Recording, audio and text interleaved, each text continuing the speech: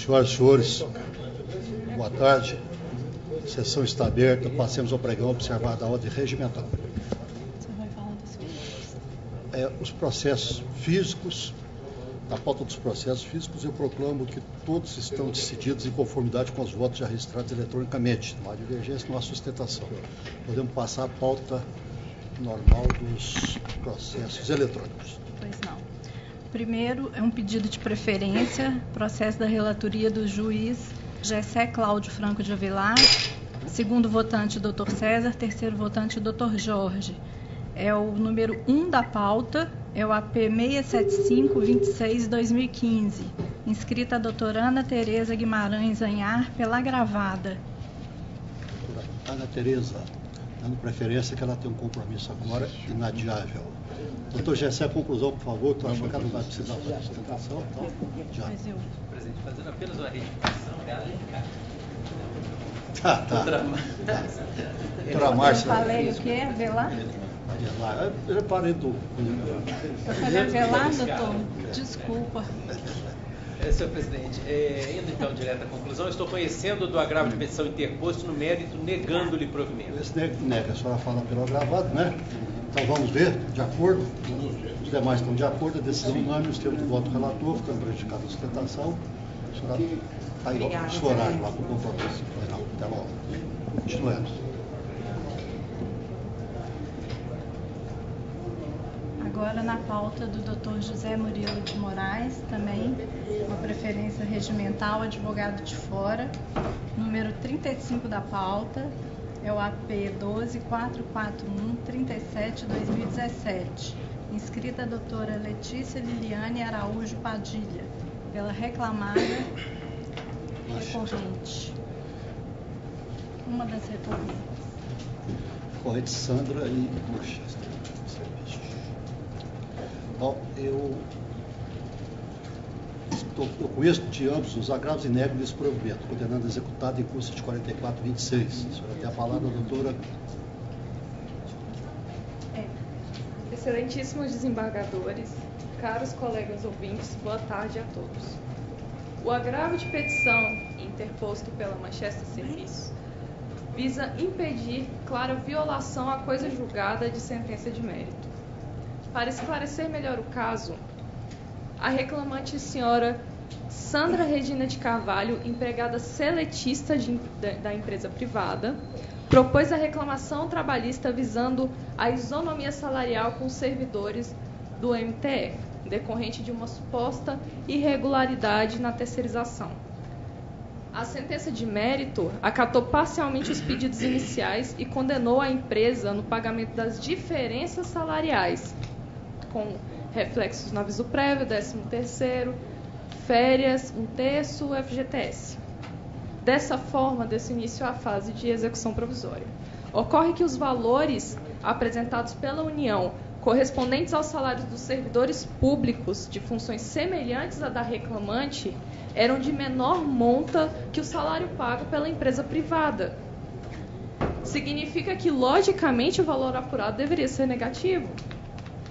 A reclamante, por sua vez, tenta incluir na planilha de cálculo as gratificações de cunho pessoal dos servidores públicos do MTE, o que é um absurdo. A sentença sequer traz questões de gratificação. O perito, nomeado em razão da divergência, trouxe menos segurança ainda. Isso porque levou em consideração o parâmetro do salário dos servidores do ano de 2009 somente, ignorando as variações entre 2006 e 2009. Ainda assim, esse cálculo ele foi homologado na primeira instância. A violação da coisa julgada se encontra no exato momento em que o juízo condena a reclamar das diferenças salariais entre o período de 2006 e 2009, enquanto o perito, que o cálculo foi homologado, desconsidera totalmente essas diferenças e tenta aplicar um único valor, que é o valor do ano de 2009. Ora, se as diferenças salariais dão negativo, nada mais correto que encerrar a execução sem obrigação da reclamada de efetuar pagamento algum. Significa que a apuração levou levou à conclusão de que a reclamante recebia salário maior do que os servidores públicos e estava em condição de benesse em relação durante todo o contrato de trabalho com a reclamada. Enfim, excelências, eu não venho aqui pedir para que o cálculo da reclamante seja homologado, mas que o perito refaça os cálculos considerando o período de 2006, os salários dos servidores de 2006 a 2009, excluindo eventuais gratificações que são de cunho pessoal para os servidores públicos. Obrigada. Pois não. Bom, a questão aqui, o único documento que consta aqui para que o perito se valeu aqui é do edital do concurso. O comando exequendo diz aqui que deferiu, né, diferenças entre o salário efetivamente pago a reclamante e aquele praticado no âmbito do Ministério Público do Trabalho. Esse é o comando exequendo. E o único documento que o perito foi apresentado ao perito é esse, que ele teve por base o edital. E no edital, evidentemente, está levando em consideração o salário básico e não com outras gratificações e outros acréscimos. Então, eu acho que a forma que é apresentada, a única forma que foi possível o perito apurar, acho que está correta por essa razão. Senhores, segundo e terceiro votante, de acordo. a Neymar e o doutor César. Decisão, então, Excelência, eu vou pedir vista. Tá. Então, vista para o doutor César para a próxima sessão. Para a próxima sessão. Ok? Proclamado para a próxima sessão, sai com vista para o doutor César. Ok? E aí, para outra sessão, não tem mais sustentação, a senhora já fez, vai ser o resultado, tá bem? Tá ótimo, então. Mas aí não vai entrar na pauta de novo, não. É só adiado, já está, automaticamente já está para a pauta da próxima sessão. Tá ok? bom, então. Muito obrigada. Se a senhora precisar, não quiser vir, não precisa, porque já fez a sustentação, fica a seu critério. Que aí nós vamos só proclamar o resultado. Tá bem? Próximo. Agora uma sustentação oral à distância, num processo que foi adiado na última sessão, do Dr. Gessé Cláudio Franco de Alencar. Corrigindo aqui. Foi que a última sessão dele, eu ainda não tinha errado. Logo na última. Desculpa. Ele faz questão de se falar que é parente do José de Alencar, do Guarani. Doutor Gessé, a conclusão, por favor. Tem advogado. Deixa eu só pregoar. O senhor está nos ouvindo bem aí, doutor? Estou. Vou pregoar. É um processo adiado, então, número 43 da pauta. É um ROPS 10.795-26/2018. O doutor Rui Barbosa Coutinho esteve presente na última sessão, mas não sustentou. Está representando a reclamada, que é a recorrente. Reclamada recorrente. O senhor está nos ouvindo bem, né, doutor Rui? Estou. Pois não. Doutor Gessé, conclusão. Senhor presidente, eu estou conhecendo do recurso interposto, bem como das contrarrazões. No mérito, estou lhe dando parcial provimento para declarar a ruptura do contrato de trabalho por pedido de demissão, excluindo da condenação a obrigação de pagar férias integrais, 13º, multa de 40% do FGTS, multa do artigo 477 da CLT. A ré deverá efetuar o pagamento do saldo de salário, das férias proporcionais mais 1/3 e do 13º salário proporcional, bem como do FGTS incidente sobre saldo de salário e 13º salário hora deferidos. Deverá a empregadora proceder a baixa na CTPS da reclamante, com data de saída em 10 de junho de 2018, sob pena de anotação pela Secretaria da Vara, bem como entregar as guias rescisórias que devem observar essa forma de desligamento. Quanto ao mais, eu estou confirmando a sentença pelos seus próprios jurídicos fundamentos. É o meu voto, senhor presidente. Doutor Rui está considerando a reclamante demissionária. Se o senhor quer se manifestar, o senhor tem a palavra. Não, obrigado. Já está satisfeito. Tá? Demais, segundo e terceiro votante, doutor Jorge e doutor César. Estão de acordo a decisão unânime, nos termos do voto do relator. Boa tarde, doutor. Próximo. Agora na pauta da relatoria do desembargador César Machado. Doutor César. É o número 44 da pauta. Um processo que foi adiado na última sessão. o RO 11.637.88/2017. Dr. Gustavo Carvalho de Gouveia esteve presente, mas não chegou a sustentar. Representando o reclamado. Representa? O reclamado. Reclamado. Doutor César, conclusão, por favor. Conhecendo dos recursos, negando provimento ao apelo da autora e provimento parcial ao recurso do reclamado, para determinar que na apuração das horas extras sejam observadas as normas coletivas em relação à base de cálculo, excluir a condenação das partes e honorários advocatícios, aplicação da TR para os créditos até 24 de março de 2015, depois entra o IPCAE e voltando depois a TR a partir do 11/11. É a proposta de voto. O senhor tem a palavra. Boa tarde. Boa tarde. Excelentíssimo presidente, cumprimento os demais membros presentes dessa igreja turma, dos advogados presentes da tribuna.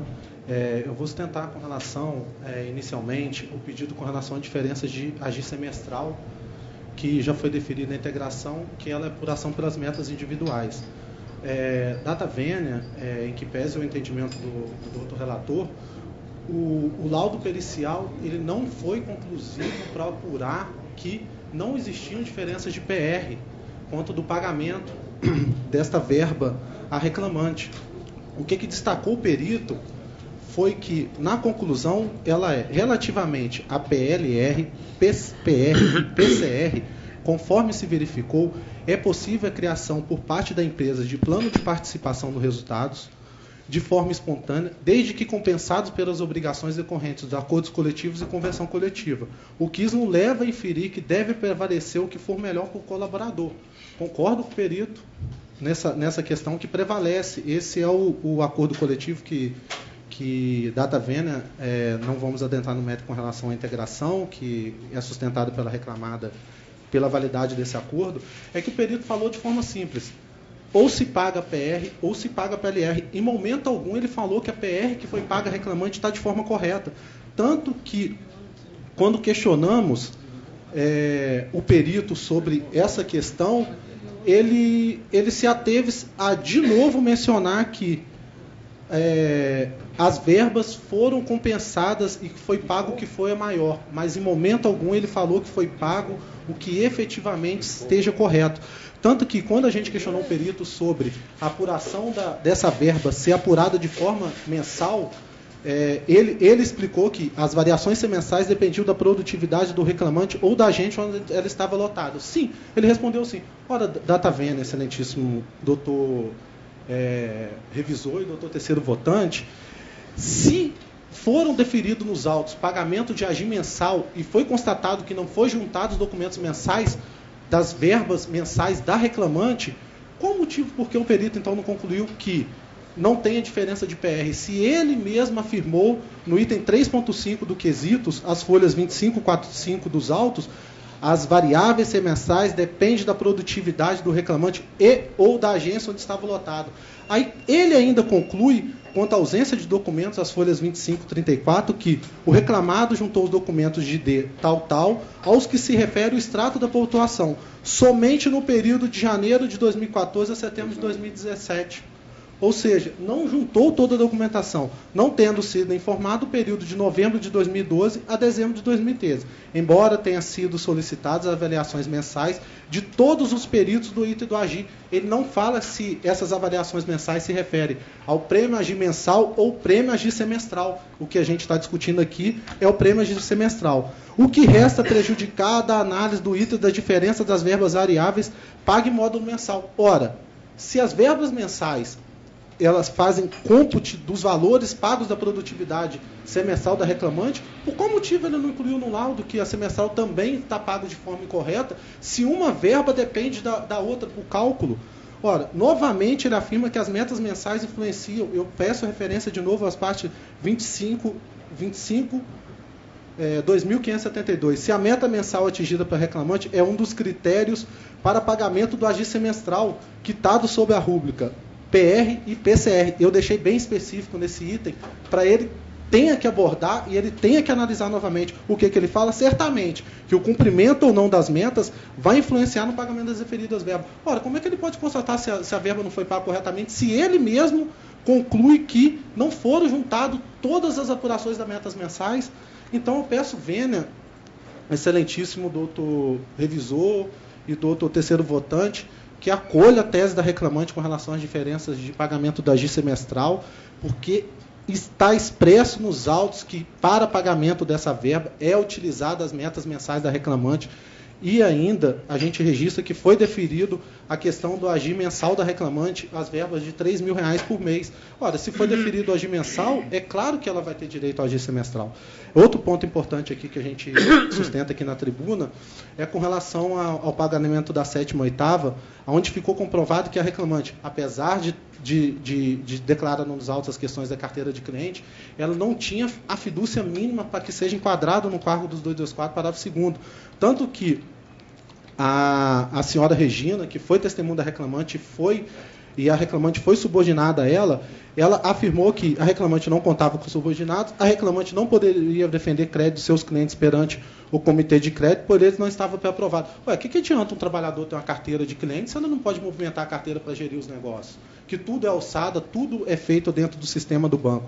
E ela ainda concluiu que a reclamante era responsável pela conferência de documentos. Isso qualquer um que for na agência, qualquer um atendente que possa atender qualquer cliente do Banco Itaú, ele vai conferir o documento, até porque ele tem que verificar se a pessoa está apresentando a identidade correta, se aquela pessoa realmente é a pessoa referente a presente ali no banco naquele momento, e que com relação à operação de crédito, havia um monitoramento por parte do reclamado e que eles davam a lista para o reclamante. Então, Excelência, a defesa foi clara ao tentar imputar várias atividades na reclamante, e nenhuma delas foram comprovadas pelo reclamado. Tanto eu cito algum, representava o empregador perante terceiro para a captação de novos clientes. Momento algum restou consignado, possuía alçada para liberação de transações, como tais transferências entre conta, ordem de pagamento. Não está descrito nos autos que ela tenha alçada para liberação de qualquer transação financeira. Agora, indeferir uma 7ª e 8ª, só porque ela tem uma carteira de cliente e ela, data vênia, ela não tem alçada nenhuma para fazer movimentação desse negócio, que o banco tanto fala que ela tem, eu acho que data vênia é um tanto inconformismo porque está realmente relatado nos autos. Então, assim, a tribuna, o advogado da reclamante pede vênia, de novo, para que seja deferida a questão do AGI semestral, as diferenças de PR, e para que seja também conhecido nessa parte deferida a reclamante a 7ª e 8ª. É o que a gente tem que sustentar. Está alguma coisa ou está tudo esclarecido o voto, né? Está esclarecido porque... Teve perícia... A questão do cargo, ela era uma gerente.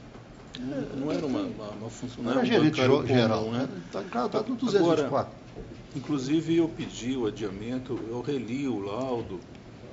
O advogado apresentou o memorial, inclusive em respeito ao advogado, né, de reli.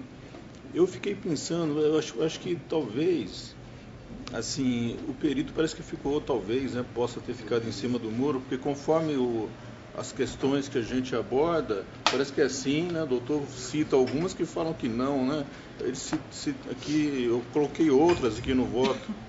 O reclamado juntou todos os documentos para verificar as diferenças. O perito falou assim, juntou sim.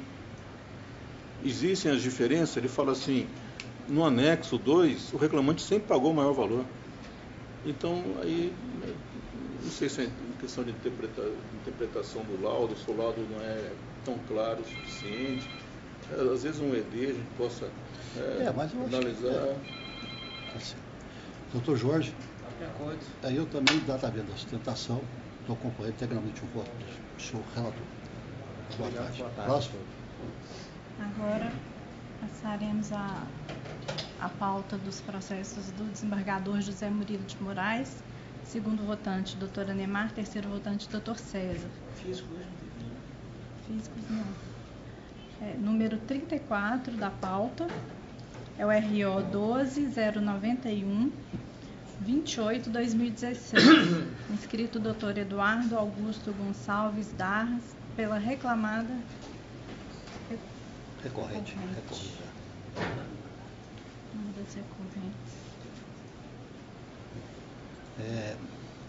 Estou conhecendo os recursos do mérito negando-lhes provimento.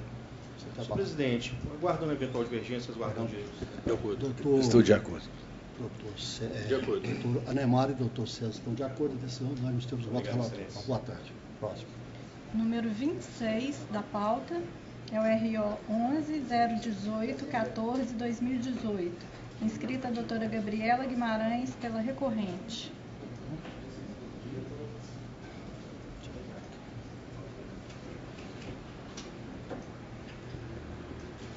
Vanessa Henrique Dias, em Campo Itaú.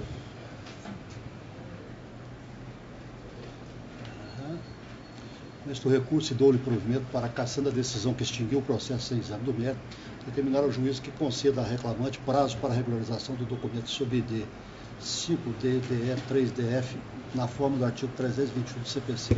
Ok? Sem divergência, unânime. Isso. Sem divergência? Obrigada. Próximo. Número 29 da pauta, RO 11.231-83-2016. Inscrito o Dr. Júlio César Andrade Ribeiro pela reclamada que é recorrida à Vista S.A. Ele Rita Maia, ação contrato de seta e à vista.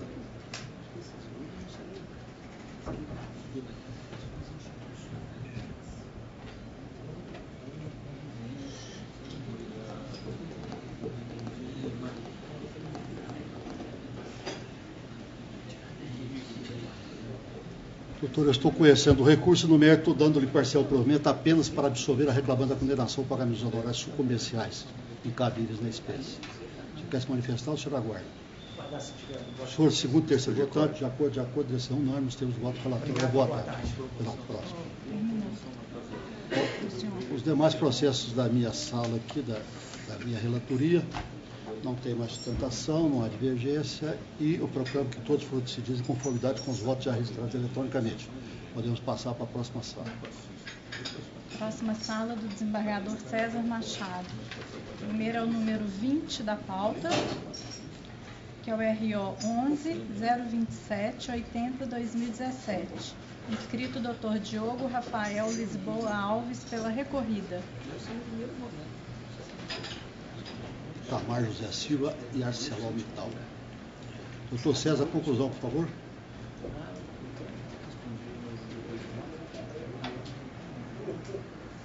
Excelência, aqui é o 11.027? É o 11.027. A proposta de voto, Excelência, pelo conhecimento do recurso, com provimento parcial para condenar a reclamada ao pagamento das horas a partir da sexta diária, no período de 23 de maio de 2013 até 19/11/2015, acrescidas do adicional convencional legal, que for mais benéfico, com a adoção do divisor 180 e reflexo em repouso, 10º, férias com 1/3, aviso prévio e garantia com 40%. Deverão ser observados os dias efetivamente trabalhados, evolução salarial e as outras aqui, etc., né? Juros de correção monetária e tal. Na verdade é só esse período que reflete. Excelente senhor presidente, eminente relator, demais componentes da igreja turma. A recorrida ousa discordar, data vênia, e cumpre esclarecer o seguinte, que todos os empregados da recorrida são contratados para trabalhar 220 horas, por força dos instrumentos coletivos que reiteradamente foram firmados ao longo do tempo. Os acordos coletivos para trabalho de turnos ininterruptos de revezamento estabelecem jornada de apenas 7 horas e 20 minutos e, portanto, reduzem essa jornada de trabalho para apenas 38 horas e 48 minutos semanais. Deste modo, não ocorre hipótese fática que pudesse ensejar a incidência do artigo 60 da CLT, não sendo, portanto, sequer aplicável ao caso dos autos. É fato incontroverso que, para os empregados que atuam em atividade insalubre, ocorreu a redução, então, do tempo de trabalho e, portanto, do tempo de exposição ao agente insalubre, sendo impossível presumir, neste caso, existência de dano ou prejuízo aos empregados pela atuação em turno de revezamento nessas circunstâncias. Ademais, não há alegação na peça inicial de prejuízo aos empregados, nem prova de prejuízo aos empregados por trabalho em turnos de revezamento no período de 7 horas e 20 minutos, mesmo que em atividade insalubre. A Constituição Federal, em regra geral, estabelece que a jornada é de 8 horas, sem excetuar que seja em atividade insalubre. Assim sendo, o artigo 60 ele deve ser interpretado em conjunto com o artigo 58, não havendo que se falar em prorrogação de jornada. Os instrumentos coletivos prevêem a jornada desde muito tempo, foram firmados com o sindicato reiteradamente. E no nosso humilde entendimento, data vênia, não há que se falar em prorrogação de jornada. Ademais, o artigo 60 ele deve ser interpretado em conformidade com o artigo 58. Inclusive, o sindicato firmou um acordo de turno de revezamento para todos os empregados, sem fazer qualquer exceção em relação a empregados que atuem em atividades insalubres ou não, o que é aplicado a todos sem exceção, sendo que, inclusive, o próprio sindicato deveria atuar, nesse caso, com lealdade, honrando os instrumentos coletivos. Supostamente, descumprimento de formalidade fiscalizatória, no nosso entendimento, não invalida o acordo, posto que não é da essência do ato. Na eventualidade de entendimento diverso, que não se espera por essa egrégia turma, pela eventualidade, é necessário observar que, tendo em vista que o exercício da atividade insalubre em turno de revezamento de 7 horas e 20 é circunstância fática mutável a qualquer tempo, e que qualquer verba dele não é verba condição, há que se limitar o período da condenação às horas prestadas em atividade insalubre somente até a data da propositura da ação, para evitar decisão condicional vedada pelo ordenamento jurídico. Ademais, há que se limitar ao pagamento apenas do adicional das horas extras, uma vez que, conforme comprovado nos autos, quando houve trabalho além da sexta hora, as horas já foram pagas ou compensadas conforme instrumento coletivo. Que seja considerada como extra apenas ainda, alternativamente, as horas após a 44ª semanal ou ainda 36ª semanal.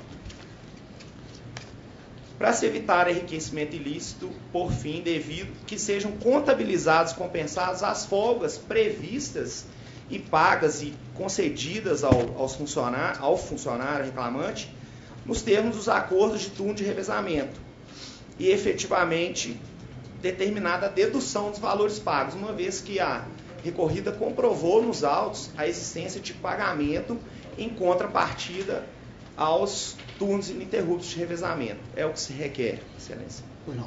Essa matéria é tranquila, pacífica, agora vai mudar, evidentemente, mas até então era pacífica e é pacífica, porque no caso do empregado que ele trabalhou no período anterior, e o ilustre relator já está restringindo ao período de 23 de maio de 2013 a 19 de 11 de 2015, quer dizer, não há determinação de tempo, não. Eu peço ver, estou acompanhando, o doutor Jorge está acompanhando também. Então, decisão unânime do relator. Obrigado. Voto relator. Boa tarde. Próximo. Número 4 da pauta é o RO 10.204.80/2018. Inscrito Dr. Daniel Coelho Beleza Dias, pela reclamada, que é uma das recorrentes. O doutor César, conclusão, por favor. Conhecendo dos recursos, dando provimento parcial ao recurso da quarta reclamada para determinar que a partir da entrada em vigor da Lei 13.467, em 11/11, a TR volte a ser utilizada como índice de correção monetária. Provimento ao recurso do reclamante para determinar que as reclamadas forneçam ao autor o PPP no prazo de 5 dias, a contar da intimação específica, incidindo as combinações estipuladas para a obrigação de fazer, determinada na sentença, e afastar a limitação da condenação aos valores apontados na inicial. É a proposta de voto, Excelência. Você tem a palavra, vocês embargadores, boa tarde. Os embargadores, vejam bem, a sentença condenou a quarta reclamada de forma subsidiária, quando a tese defensiva é de contrato de compra e venda e não prestação de serviço.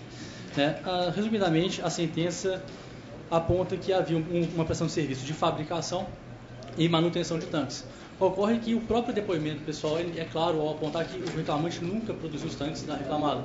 E da mesma forma, a única testemunha ouvida a roubo do reclamante, ela é clara ao dizer que o reclamante, em momento algum, fabricava os tanques da quarta reclamada, bem como ele não fazia a instalação. Ninguém das empresas das reclamadas fazia a instalação, ou seja, a instalação era feita dentro da própria quarta reclamada. Então, outro fator importante é que o reclamante ele fazia as manutenções dos equipamentos da própria empregadora. Ou seja, em momento algum havia uma prestação de serviço dele em favor da quarta reclamada. Ainda que no estabelecimento das reais empregadoras, a manutenção era feita nos equipamentos dessa empregadora e não nos equipamentos da quarta reclamada. Por essa razão, pede-se pela reversão da condenação e exclusão. Não, está explicado aqui no voto, inclusive que não foi julgado o contrato de compra e venda, etc. O doutor Jorge está de acordo, doutor Jorge? Eu também estou de acordo, peço dentro da sustentação. Muito obrigado. Decisão unânime, tem o voto relator. Próximo. Sustentação oral não há. Tem um processo que o doutor César vai requerer a retirada de pauta para o envio ao Sejusc, né? Tentativa de conciliação. É o número 22 da pauta, que é o RO 11.158-49/2017. Retirada de pauta. Retirada de pauta. Os demais eu proclamo que foram Temos uma observação do senhor, número 35. Se eu colocar a turma tem deixado isso mesmo. Nós estamos julgando isso aí para não ficar suspenso. Isso aí, então, eu... Aquele negócio do reflexo dos repousos, então a gente só coloca o seguinte, que determina que aquilo seja apurado na fase de execução. Que aí, na fase de execução, resolve se vai incidir ou não, para evitar que o processo fique parado, porque senão vai parar um milhão de processos. Então, Excelência, eu vou pedir vista, e aí eu adio, porque aí eu faço a complementação. Tá, então esse fica retirado de pauta também, ou adiado? Eu acho que é melhor... É melhor retirar. Retira, depois volta. Porque aí é só determinar que essa questão seja decidida na execução, se faça esse problema lá para não ficar parado. Certo. Porque todos os processos têm isso, ok? Então esse também fica retirado. Pois não. E o 12.036, eu fiz a adaptação do voto conforme a jurisprudência. Exato, aí eu vi também que já recebi um voto novo lá, aquele da transporte, né? Isso. Bom, então, proclamo que todos os demais votos de relatoria, todos os demais processos de relatoria do Dr. César, inclusive os embargos declaratórios, foram decididos em conformidade com os votos já registrados eletronicamente. Podemos passar para a sala do Dr. Jorge, tá? Sim, senhor. Processo da relatoria, desembargador Jorge Berg de Mendonça, segundo votante, desembargador José Murilo, terceiro votante, desembargadora Nemar. Número 32 da pauta é o RO 11.273/26/2017. Inscrito Dr. Miguel Moraes Neto, pela reclamada, também recorrente. Até achei esquisito que vai. Mudou de lado assim, de repente. Você sabe que uma vez teve um advogado lá em Contagem que a empresa comprou o passe dele, né? Ele entrava com tanta reclamação contra a empresa que a empresa pegou e contratou ele. Acabou a reclamação. Pela reclamação? Foi mesmo.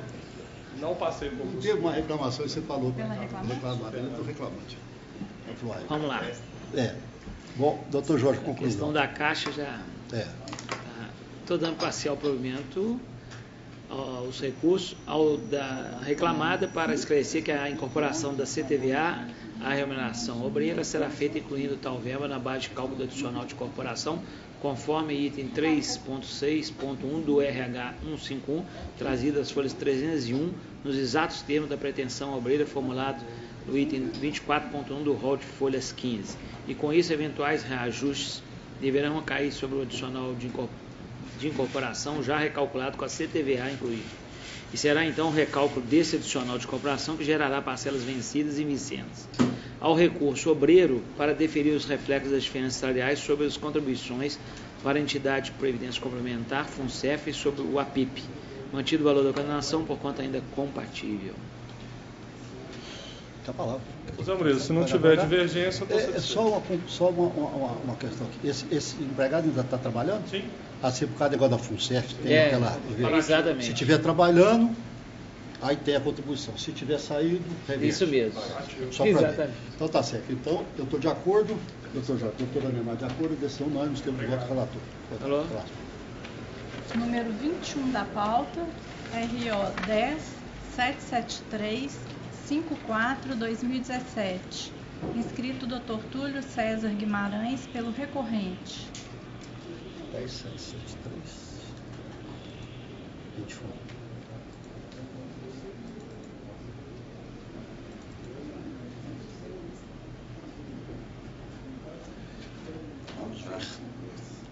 Rogério Tadeu, Cooperativas.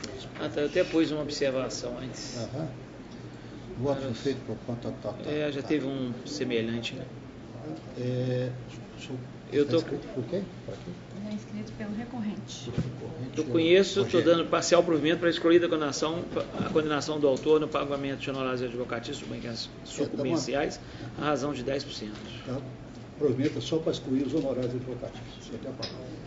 Excelente. Primeiramente, boa tarde, colegas aqui presentes. Na verdade, fazer essa sustentação, já tenho um voto aqui anterior, já sei a decisão dessa egrégia sexta turma. Porém, a última sustentação que fez o meu colega Dr. Lênin, eu queria fazer uma abordagem, dessa vez um pouco diferente. Peço vênia para que os senhores possam me escutar esse minutinho. Eu vou fazer um paralelo aqui, é um caso que me ocorreu de uma loja de pneus, uma grande loja de pneus aqui nessa capital. Eu sou cliente, amigo pessoal do dono, até mesmo ajudei nesse caso que vou lhes contar. Ele tinha um funcionário que todo dia levava seu filho para trabalhar. E seu filho ficava ali ocioso na parte da manhã, uma vez que somente na parte da tarde ele ia à escola, e como ele morava numa comunidade muito perigosa de Belo Horizonte, ele não gostava de deixar seu filho em sua residência sozinho. E vendo aquela situação, o filho dele naquela época tinha 12 anos de idade, acabava o turno da manhã, o pai dividia sua marmita, que era uma gratificação que a empresa dava, o almoço, e ele dividia a marmita com seu filho, depois o encaminhava até a escola.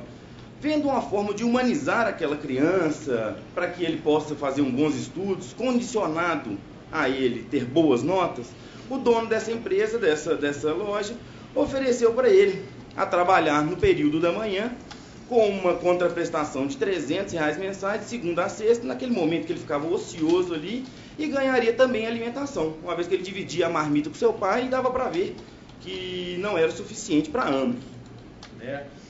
Porém, infelizmente, ou felizmente, ele foi fiscalizado, e ele foi atuado por trabalho infantil. Ele argumentou com o fiscal que ele ganhava R$300 semanais, era maior do que um salário mínimo, atualmente ainda que daria R$1.200. Ele ganhava uma gratificação do seu almoço, não atrapalhava na escola, que era na parte da tarde, ou havia um condicionamento de boas notas, E ele teria 12 anos de idade ali, já numa fase que poderia servir para a aula. Porém, foi autuado somente por trabalho infantil menor de 14 anos. Trago a semelhança a esse caso, uma vez que, em julgamento anterior, aqui nessa turma, não foi dado o vínculo empregatício com a cooperativa sobre o argumento que não houve coação na adesão. Trago semelhança a esse caso porque o menor também aceitou as condições ali de trabalho. Tinha uma vantagem no voto anterior que falava que era gasolina.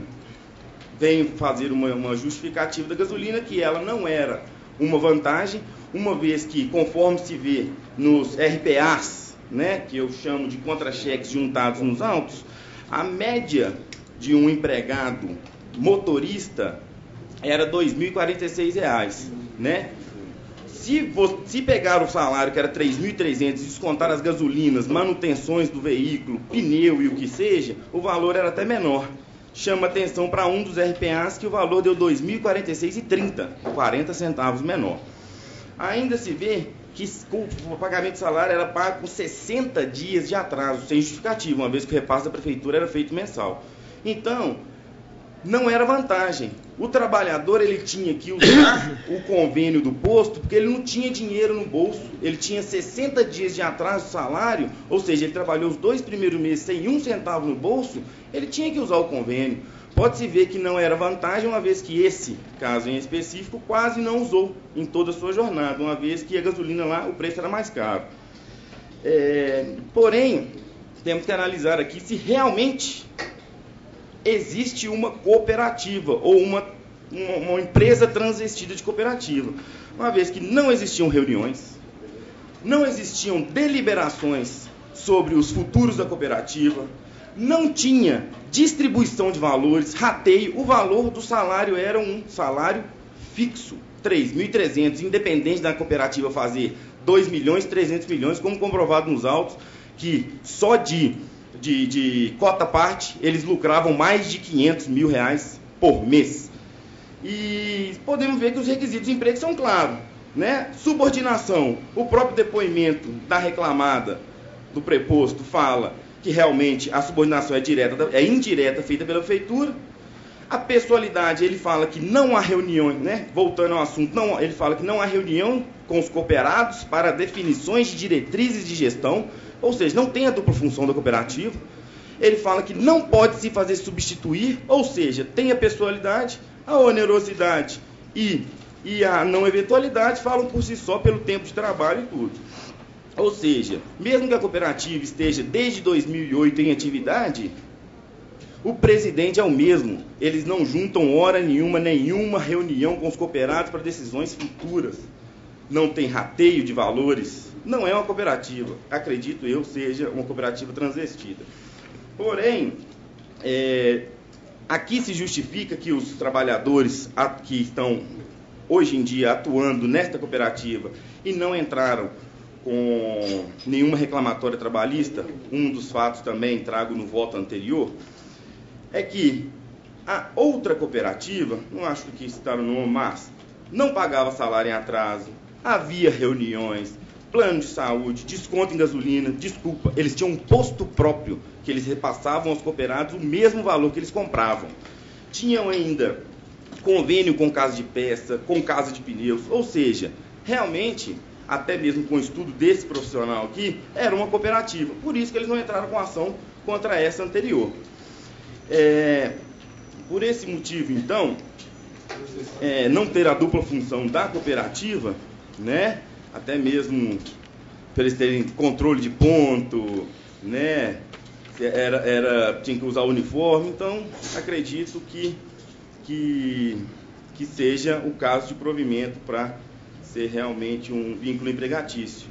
Dessa forma, até mesmo ontem, né, até interessante, teve um julgamento na 4ª turma, cujo relator foi o juiz convocado, doutor Antônio, que realmente por esses mesmos motivos que estou alegando aqui, entendeu que a Copertur não é uma cooperativa e deu-se o vínculo empregatício. Por isso, doutores, agradeço pela oitiva e peço provimento. Essa questão já está extremamente analisada, esgotada pela turma. Eu até citei o voto do César, mas eu ratifico tudo. Regimento.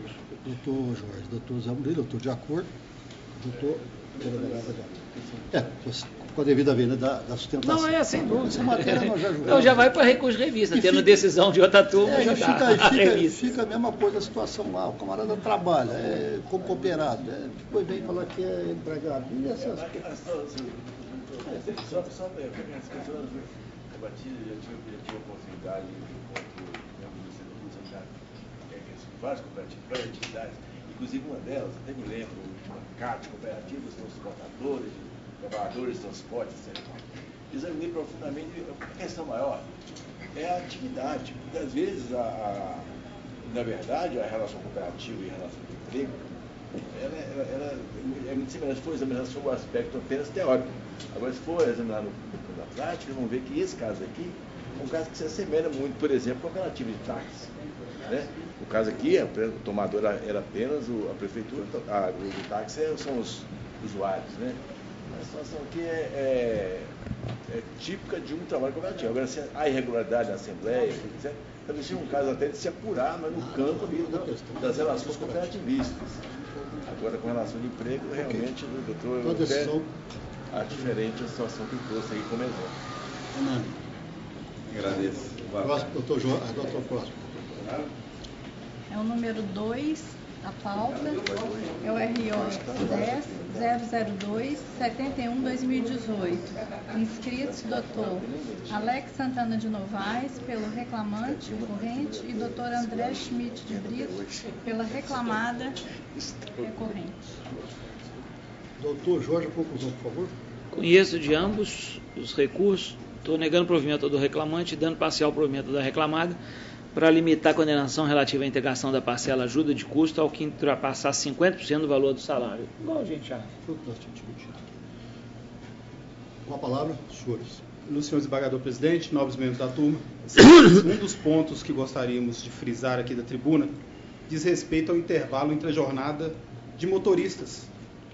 A Lei 12.619 de 2012 e depois a Lei 3.103 de 2015 estabeleceram a obrigatoriedade do controle de jornada quando o motorista for empregado.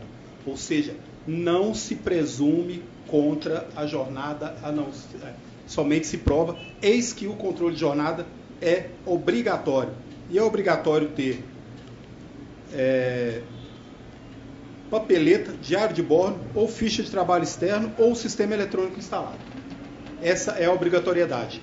A reclamada não tem, não fez, e o juiz, em primeiro grau, presumiu que o reclamante gozava da integralidade do intervalo, porque poderia parar ou não parar quando quisesse. E disse ainda o juiz em primeiro grau que o reclamante, se não parou, foi porque não quis, porque lhe convinha. Com todo respeito, se não parar porque lhe convém continuar trabalhando, é trabalho. Está na CLT, está em seu artigo 4º, inclusive o tempo à disposição. E era trabalho efetivo. Se o reclamante, por conveniência própria, resolveu continuar trabalhando, esse tempo é trabalho, seja por conveniência própria ou não. Se eu trabalho por conveniência vinculado ao empregador, é trabalho e deve ser remunerado.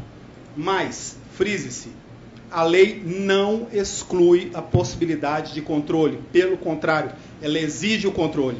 Essas inovações que vieram com a Lei 13.103 de 2015, que acresceu a Lei 12.619, foram diversas. E entre elas veio a obrigatoriedade do controle de jornada. Inexistente o controle de jornada, presume-se, conforme súmula, se não me engano, 338 TST, exatamente 338 TST, a jornada declinada na peça de ingresso.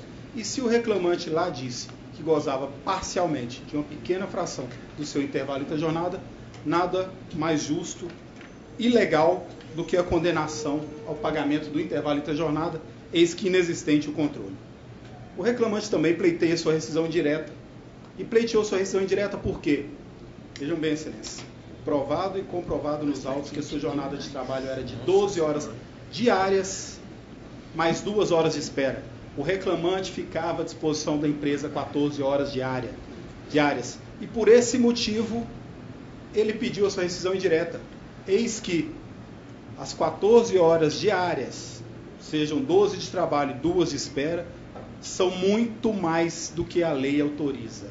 E ausente qualquer autorização do Ministério do Trabalho. Pleiteou o reclamante a sua rescisão indireta por esse motivo.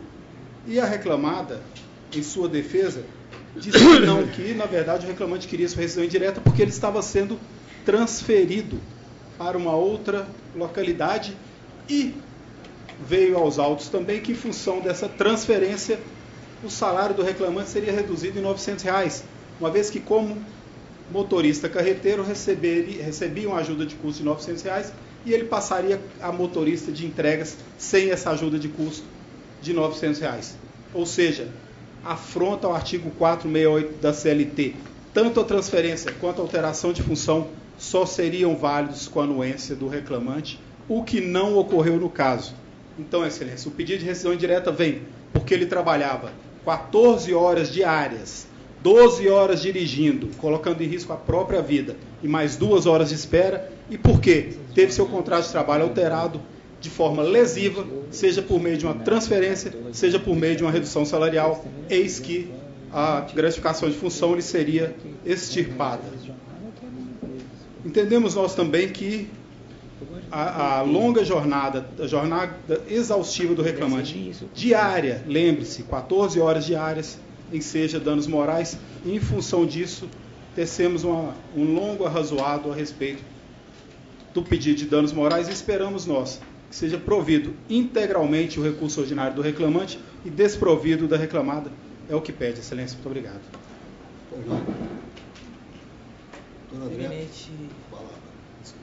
Eminente senhor presidente, dos componentes do turno, dos representantes do Ministério Público, senhor secretário, colegas presentes.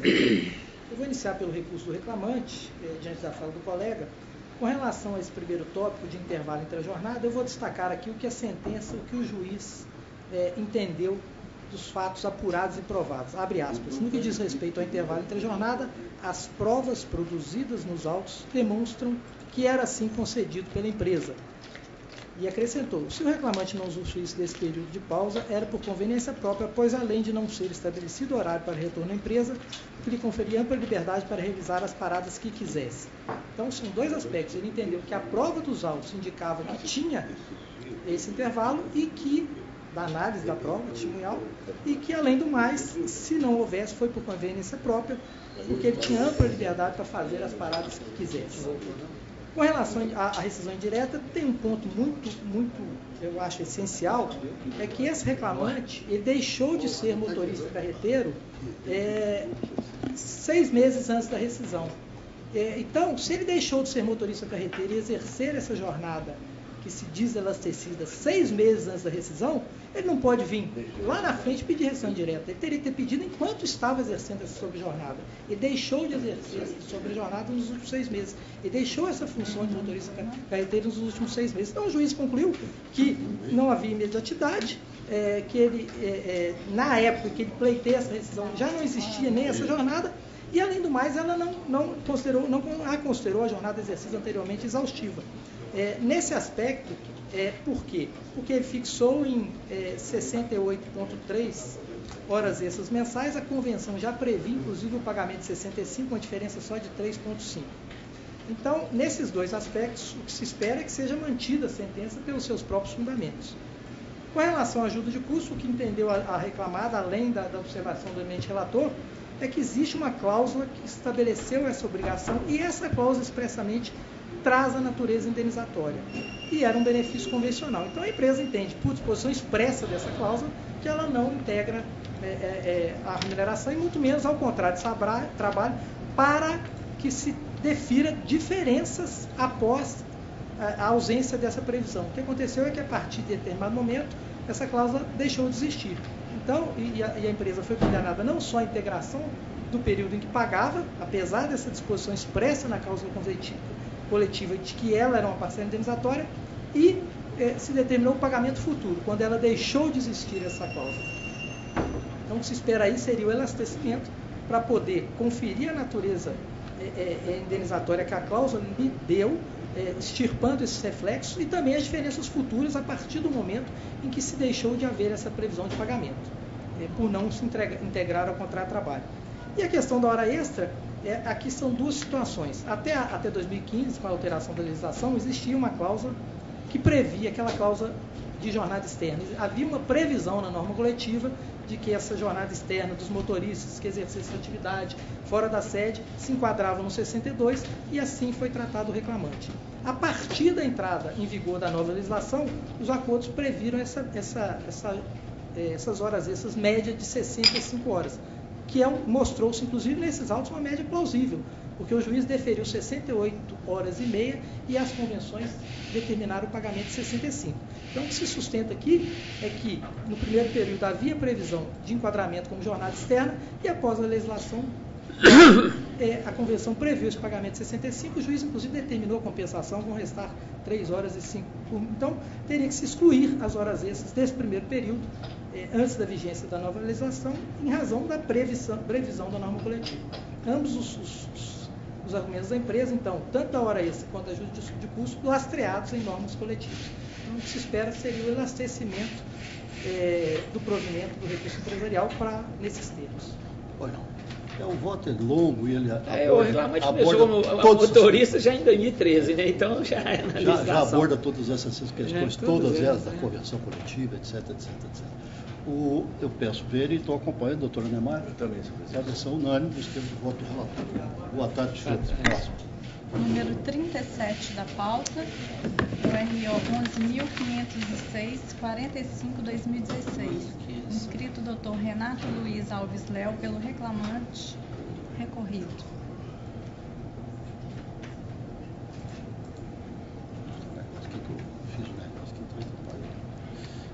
Bom, doutor Jorge, né? Conclusão. Isso. Eu estou dando parcial provimento. Estou excluindo os reflexos deferidos em relação ao intervalo interjornada ante a ausência de habitualidade. Estou determinando que a dedução das horas extras comprovadamente pagas para o cômodo das horas extras observe os parâmetros fixados na OJ 415 da SDI. E estou reduzindo para R$300 por ano o pagamento da indenização por despesa com uniforme. E também determinando que, como índice de correção monetária, ser aplicada aquela questão da TR, né, até 2015, depois PCA de março de 2015 a novembro de 2017 e, por fim, voltando à TR. Na verdade, é só uma adequação do voto à legislação. O resto eu estou mantendo a decisão de todos. Senhor presidente, o reclamante vai aguardar pela pronunciar. Perfeitamente. Eu estou de acordo, doutor. Eu também estou de acordo. Está de acordo, a decisão unânime, ficando prejudicado. Dá um abraço lá nos pais. Será dado. Bom trabalho a todos. Muito obrigado. Realmente, está de boa. Número 5 da pauta é o AP 10-114-58-2016. Inscrito Dr. Edson Antônio Fiuza Gutierrez, pelo agravado Carrefour. O doutor Edson usa prioridade. Sindicato Desempregados, Foco Segurança e Carrefour. Tá? Doutor Jorge, conclusão. Ele gosta dele. Estou conhecendo o agravo no método dando parcial provimento para afastar a preclusão em relação à discussão suscitada na impugnação à conta de liquidação, voltado para a exclusão de alguns substituídos do rol da presente ação. Matéria essa que deverá ser levantada em momento processual oportuno. É só isso, está só afastando essa questão. A preclusão. A preclusão aqui. Está certo? De acordo? Mais ou menos. Então, o senhor tem a palavra. Se o senhor quiser se manifestar, tá bom, o senhor tem a palavra. Eu estou de acordo, doutor Neymar. Está de acordo a decisão unânime dos termos de voto do relator. Boa tarde, doutor. De volta. Prazer. Doutor Neymar, a turma. Está voltando, né? Está voltando. Obrigado. Próximo. Número 6 da pauta, RO 10-126-63-2016. Inscrito Dr. Sérgio Fernando Pereira de Pinho Tavares, pela reclamante, uma das recorrentes. Carla Ripe. Doutor Jorge, a conclusão. Tá eu estou dando provimento. Ao da autora, excluir sua responsabilidade pelo pagamento de honorários periciais relativo à insalubridade.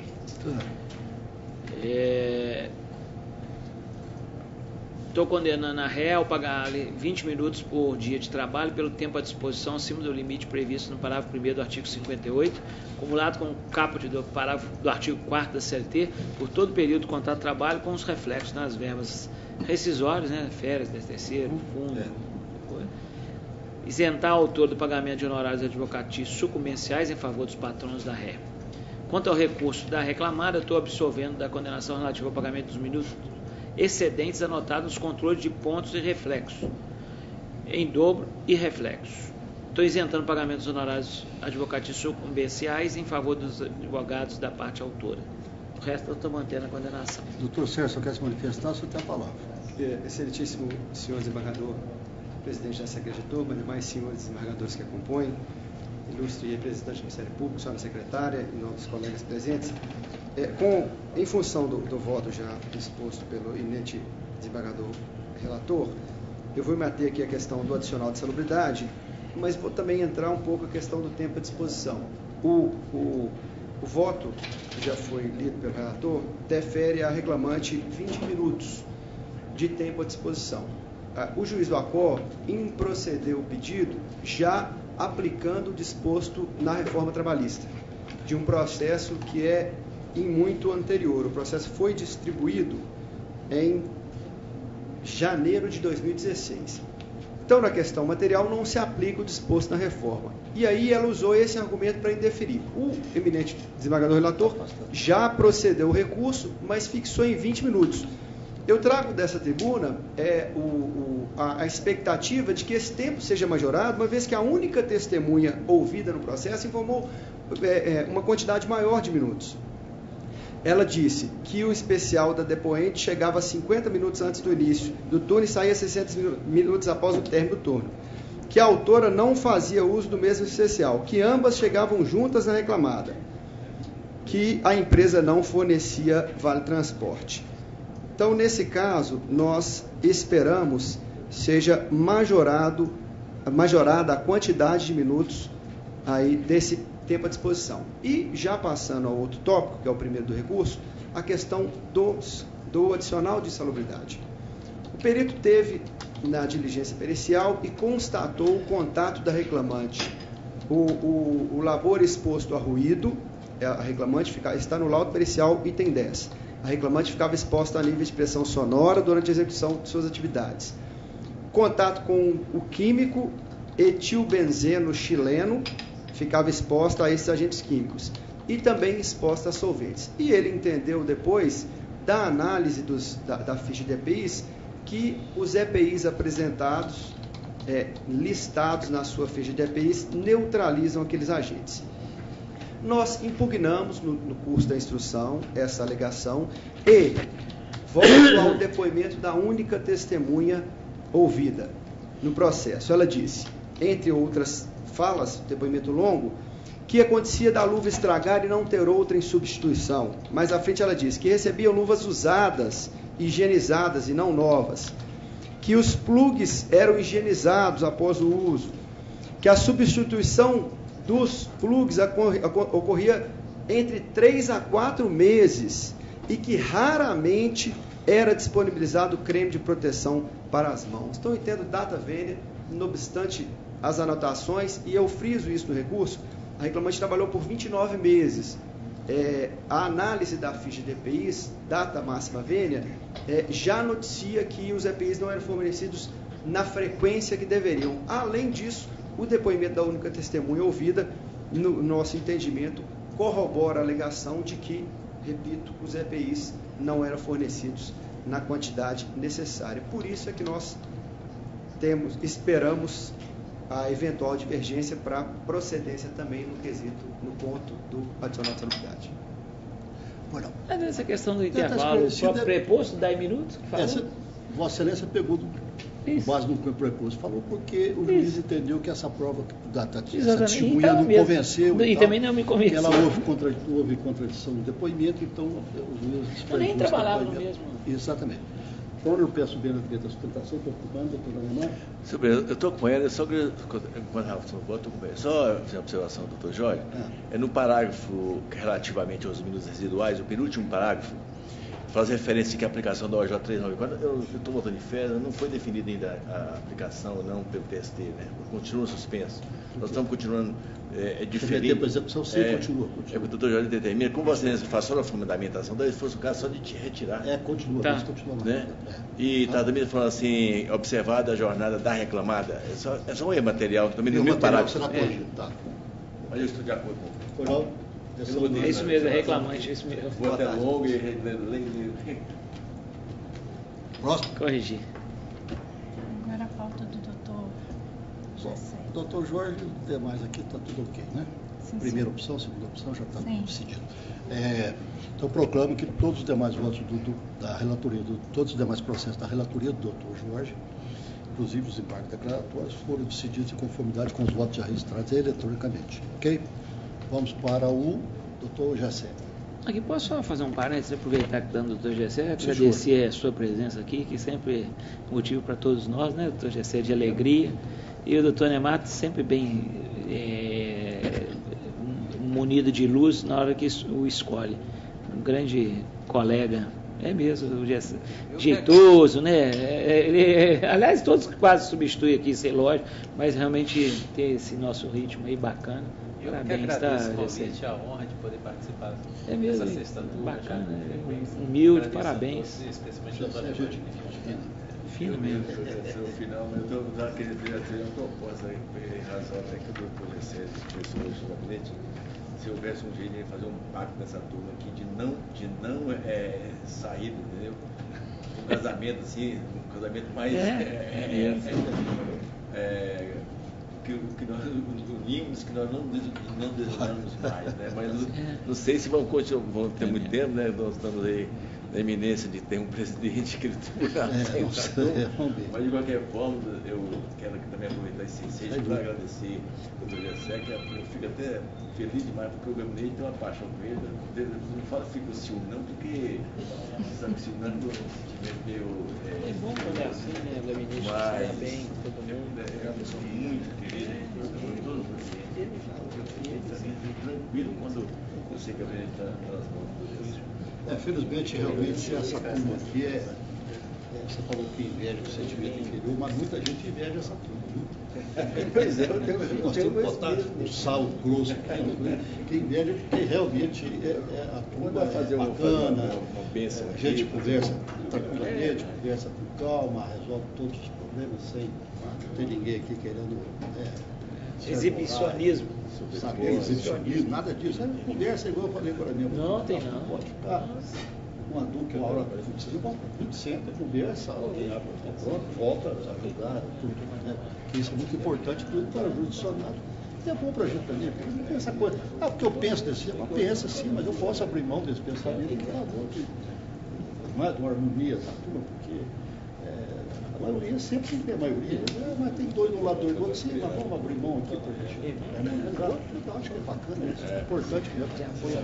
E é bom que a gente vê, você vê que a gente vem para a sessão com tranquilidade, calma, os processos são votados com antecedência, por exemplo, já estão votando lá depois do carnaval, já está votando, você já olha uma coisa, já olha a outra, dá tempo de você. Chega aqui, tem uma dúvida, já tira de pauta, vamos examinar, examina,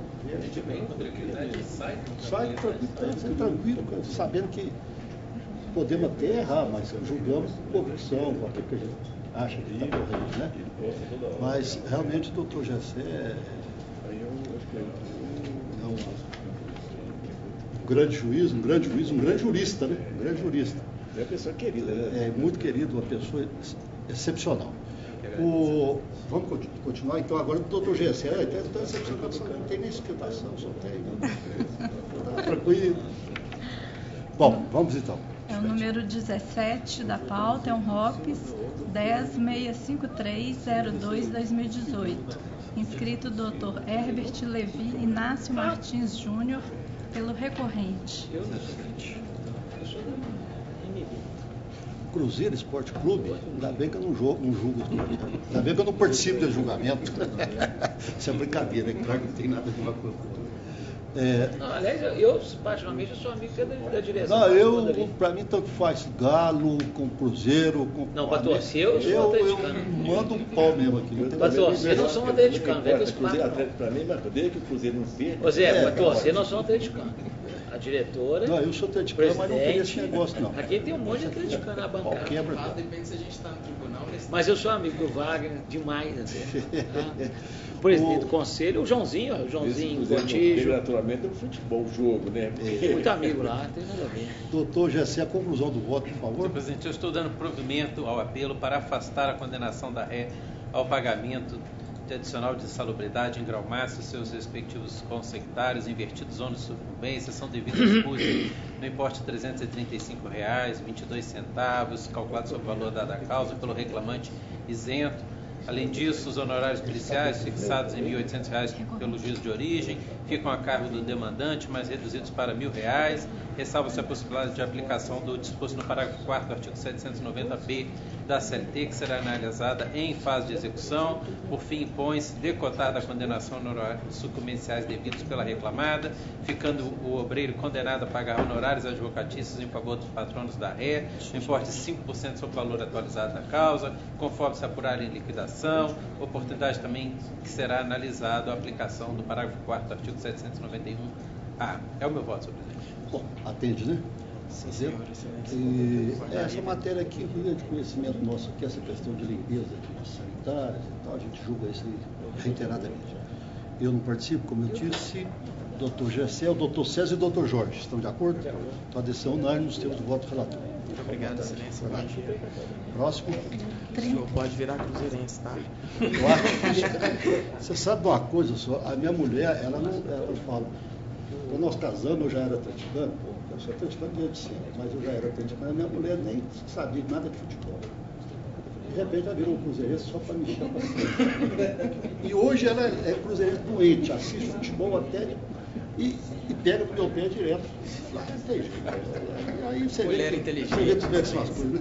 Quer dizer, chegar lá, que time você torce? É igual que tem governo, eu sou contra. É a mesma coisa. Que time você torce? Então você cruzeirense. É o ponto só mesmo. Mas então tá certo. Bom dia. Boa tarde. Próximo. Número 38 da pauta, RO 11.821.28/2017. Inscrita a doutora Gabriela Guimarães, pelo recorrente. Sindicato e Banco do Brasil. Isso aqui é difícil, né? Doutor Gessé, a conclusão, por favor. Senhor presidente, eu estou conhecendo e negando provimento. Conhecendo e negando provimento. A senhora está pelo sindicato? Pelo sindicato. A senhora tem a palavra, então. Boa tarde, luzes embargadores e demais presentes. Eu gostaria de ressaltar aqui que o sindicato agiu de boa fé nesse sentido, porque a ação foi ajuizada antes da reforma trabalhista, em primeiro lugar, e quando foi verificado que já havia sido distribuída uma ação com os mesmos pedidos, causas de pedir, nós pedimos a desistência logo após, e nesse caso o sindicato age como substituto processual, ele não tem o interesse na causa e nós entendemos que não conceder o benefício da justiça gratuita nos entendimentos do desembargador José Eduardo Chaves, da primeira turma desse colendo tribunal, egrégio tribunal, ele fala, no julgado ele falou que assim, indeferir a justiça gratuita estimula o adiamento de ações coletivas e prolifera os dissídios individuais, com afogamento do Poder Judiciário. Então nós colecionamos esse julgado também aqui no recurso, para tentar reverter o entendimento do eminente relator e dos demais, se estiver acompanhando, para poder deferir o benefício da justiça gratuita mesmo. E, enfim, é isso.